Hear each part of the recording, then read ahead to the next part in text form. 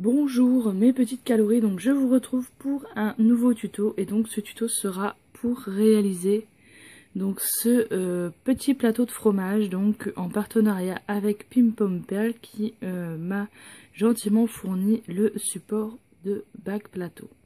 Donc je vous retrouve tout de suite pour le déroulement des différents fromages. Le premier fromage qu'on va réaliser, donc c'est une part de gruyère. Donc pour cela, vous allez avoir besoin d'une pâte jaune. Donc là, c'est de la Primo, donc c'est le numéro 5572, donc jaune. Et de la translucide, donc de chez Cernit. Donc pour le mélange, vous mettez un petit peu plus de Cernit que de jaune. Vous allez avoir besoin de lame, mais ça c'est facultatif, ce n'est pas obligatoire. Vous allez avoir besoin d'un emporte-pièce, un morceau de film plastique, donc soit un sachet de congélation, du film étirable, de dotting tool et un scalpel. Donc, et quelque chose pour aplatir. Donc dans un premier temps, dès que vous avez fait votre mélange de pâte, donc ça vous donne ceci. Donc il suffit tout simplement de couper en deux. Donc là, cette étape, c'est parce que ma machine à pâte n'étale pas très épais. Donc quand je veux faire des mélanges plus épais, je suis obligée de faire comme ceci pour avoir quelque chose de plus épais. Mais si vous étalez au rouleau, cette étape, vous n'êtes pas obligé de la faire. Ensuite, vous mettez votre film plastique par-dessus, vous prenez votre emporte-pièce et vous emporte-piécez. Vous enlevez l'excédent. Donc ça vous fait quelque chose de rond. Donc là, vous venez couper donc des parts. Donc après, le nombre de parts, c'est vraiment comme vous souhaitez. Donc là, moi, je vais le couper que en 4. Sinon, après, ça va faire vraiment trop petit. Ensuite, vous prenez une des parts. Donc celle que vous préférez. Vous la mettez comme ceci. Et vous allez venir faire les trous. Donc là, pour les trous, vous utilisez ce que vous voulez. Moi, j'utilise des dotting tools. Donc, ce que je vous conseille, c'est de prendre des dotting tools de tailles différentes. Voilà, pour vraiment donner cet effet de trou complètement différent aux gruyères. C'est d'ailleurs ce qui le rend si particulier. Vous en faites vraiment le nombre que vous souhaitez. Des petits, des grands. Voilà. Et voilà ce que ça vous donne. Et le premier fromage pour notre plateau est terminé. Donc je vous retrouve tout de suite pour le deuxième. Pour le deuxième fromage, donc c'est une part de mimolette. Donc pour cela, vous allez avoir besoin de rouge. Donc là, c'est toujours de la marque Sculpé. Donc c'est le 5382. Voilà. Vous allez avoir besoin de jaune. Donc c'est le numéro 5572. Donc le même que tout à l'heure. Vous allez avoir besoin de blanc. Donc le blanc de chez Sculpé, c'est le 1001. Voilà. Donc, et quelque chose pour aplatir. Et une lame, un scalpel, etc. Donc dans un premier temps, vous allez faire un mélange de pâte. Donc avec le jaune et le blanc. Donc plus de blanc que de jaune. Pour donner un peu cette couleur un peu comme la couleur vanille. Donc si vous avez la couleur vanille, vous pouvez l'utiliser. Vous allez étaler le rouge vraiment très finement. Voilà, je sais pas si on va voir. Et vous allez tout simplement donc entourer la boule.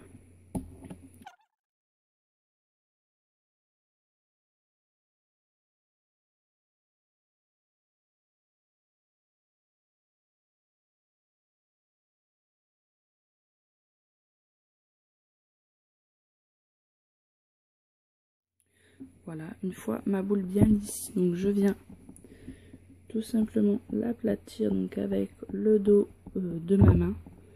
Voilà, je lui donne une forme de mimolette, hein, c'est le cas de le dire. Enfin, pas, ouais, oui, une mimolette. Ou un Babybel, hein, comme vous préférez. Et donc ensuite, il suffit tout simplement de voilà, couper une part. Donc on voit bien l'effet Babybel ou mimolette, comme vous préférez. Donc soit on le laisse comme ça, soit on en coupe un petit morceau. Donc moi je vais en couper encore une part. Voilà. Et donc ensuite on vient prendre, je vais te le dire dans la description, on vient prendre une lame et on va venir en fait faire des petites rayures. Je sais pas si... Donc voilà. Et notre part de mimolette est prête. Donc je vous retrouve dans quelques instants pour un nouveau fromage. Donc pour le troisième fromage, vous allez avoir besoin donc encore le mélange de pâte jaune et blanc. Donc du jaune, les deux jaunes qu'on a, les deux couleurs qu'on a utilisées précédemment, voilà. Et vous allez avoir besoin de pastels. Donc les deux pastels, c'est un orange un peu foncé et un marron clair. Et d'un pinceau pour les appliquer ou ce que vous utilisez habituellement pour l'appliquer. Donc vous faites le mélange de pâte donc blanc et jaune, donc beaucoup plus de blanc que de jaune, donc ça vous donne cette couleur-ci. Vous la malaxez, vous lui donnez une forme de carré, voilà. Donc pour la malaxer, vous la pressez entre vos doigts, voilà, tout simplement. Ensuite, c'est là que va intervenir les pastels. Donc vous prenez votre scalpel, vous grattez un petit peu de pastel. À l'envers, c'est plus difficile. Bon, pas beaucoup, hein, vous n'avez pas besoin d'énormes quantités de pastel. Voilà, ça doit suffire. Et donc vous commencez toujours par la couleur la plus claire, donc là en l'occurrence le orange. Et on va venir en mettre tout partout, sur tous les côtés.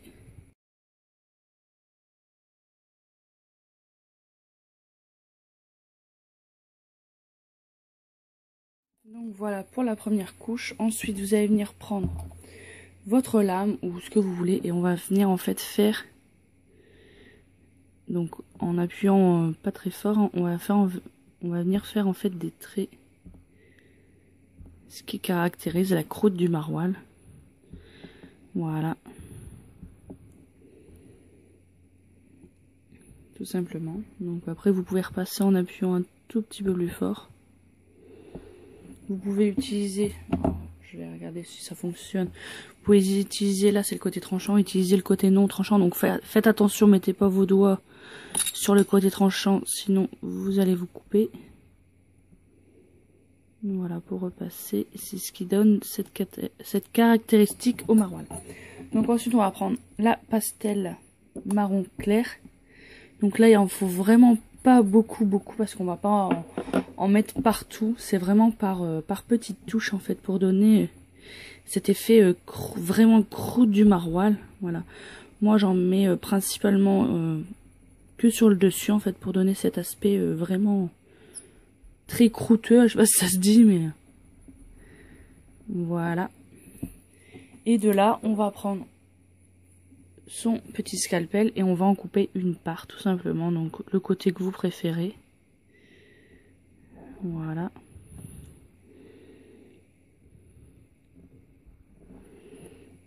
On retire délicatement la part et de là, alors attendez, j'ai enlevé le surplus de poudre pour ne pas en mettre à l'intérieur.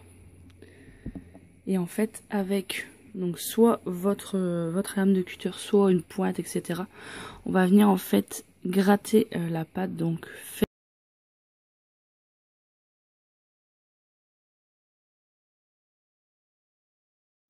et donc ça vous donne ceci. Voilà. Et donc on le met de côté avec les autres fromages qu'on a déjà fait et je vous retrouve tout de suite pour le quatrième fromage. Donc pour le quatrième et dernier fromage, donc on va faire un camembert. Donc pour cela vous allez avoir encore besoin de le mélange jaune et blanc de tout à l'heure. La même quantité, un peu plus de blanc que de jaune. Et après que du blanc et quelque chose pour aplatir. Donc vous allez faire donc une boule du mélange et vous allez faire la même technique que tout à l'heure pour le Babybel. Donc on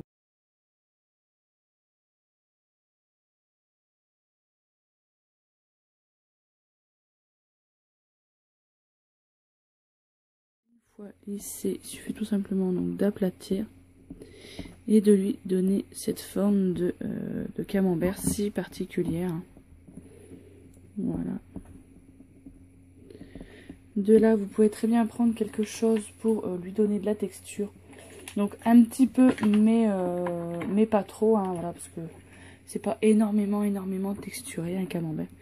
Donc je vous conseille de donner par-ci par-là des petits coups de brosse à dents ou de papier d'alu, etc. Voilà, pour lui donner quand même un aspect à la croûte. Donc vous pouvez très bien remonter un petit peu également sur le côté. Voilà.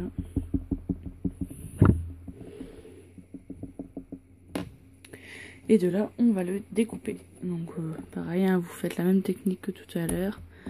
Vous en découpez un morceau. Donc là, pour ma part, je vais en laisser une bonne part quand même. Hein. Et donc voilà ce que ça donne. Et pareil, la même technique que tout à l'heure pour le maroilles. Donc soit avec un pic, soit avec une lame. Donc là, moi j'avais le pic sous la main. Ah oui, et j'ai oublié de dire, c'est vrai, il faut... Alors, si vous avez oublié comme moi, vous remettez tout simplement le camembert en place. Et en fait, on va venir faire des lignes, pareil, qui sont bien spécifiques au camembert. Donc pareil, vous vous aidez du dos d'une lame ou un cure-dent ou ce que vous voulez. Voilà. Donc là, ce que vous n'utilisez pas, vous pouvez le mettre de côté. Donc voilà notre camembert. Et donc on va passer tout de suite à la suite de notre plateau de fromage. Donc pour un autre élément de notre plateau de fromage, on va faire un petit carré de beurre, hein, parce que souvent sur le plateau de fromage on met le beurre pour ceux qui veulent manger du beurre avec leur fromage. Donc pour cela vous allez avoir besoin du mélange de pâtes qu'on a fait précédemment, donc avec le blanc et le jaune. Donc ça vous donne cette couleur. Donc si vous voulez, après la quantité de pâte dépend vraiment du format de votre carré de beurre. Donc vous prenez la pâte et vous allez la malaxer pour en faire un rectangle, voilà, qui est bien spécifique au beurre. Donc pour cela vous pouvez vous aider, donc vous aplatissez, vous tournez et on aplatit en fait pour en faire un joli rectangle de beurre. Et dans ce rectangle, vous pouvez très bien prendre une breloque couteau que vous plongez dedans, voilà, comme ceci, pour bien montrer que c'est le carré de beurre. Donc je vous retrouve pour finir le plateau de fromage. Donc me revoilà, donc les morceaux de fromage et le beurre sont cuits. Donc il suffit tout simplement de le mettre sur le plateau, sur le support de bac plateau. Donc cette partie là j'ai complètement oublié de vous la filmer, mais c'est très simple, hein. Donc me revoilà pour la fin du plateau de fromage. Donc là les fromages sont cuits, hein, ils viennent de sortir du four. Donc là sur un support de bac plateau, donc qui vient de chez Pim Pom Perle, voilà, que vous pouvez retrouver sur leur site. Je vous mettrai le lien de leur site en barre d'infos. Donc j'ai oublié de vous filmer la partie où je mets le ruban. Donc c'est très simple, vous prenez soit un ruban de la largeur du plateau. Moi j'en avais pas, donc j'ai pris 3 bandes que j'ai collé. Donc j'ai collé les deux aux extrémités et celui du milieu. Donc voilà, et ensuite il suffit tout simplement donc de faire le montage. Donc pour cela vous collez un à un les morceaux de fromage. Donc je fais ça et je vous retrouve tout de suite après. Donc voilà, donc j'ai terminé le montage. Donc voilà ce que ça donne. Donc j'ai pas pu mettre le petit morceau de beurre que j'avais fait parce qu'il y avait plus de place, donc j'ai juste mis le couteau tout seul. Donc j'espère que ce tuto vous a plu. Donc s'il vous reste comme moi des morceaux de fromage, ne les jetez pas. Moi j'ai fait un deuxième plateau de fromage, voilà. Plutôt que de jeter la pâte, j'en ai fait un deuxième. Donc placé différemment. Donc voilà, donc j'espère que ce petit tuto plateau de fromage vous a plu. N'hésitez pas à commenter et à me dire votre avis. Je vous fais de très gros bisous et je vous dis à bientôt. Bye bye les filles. Bisous mes calories.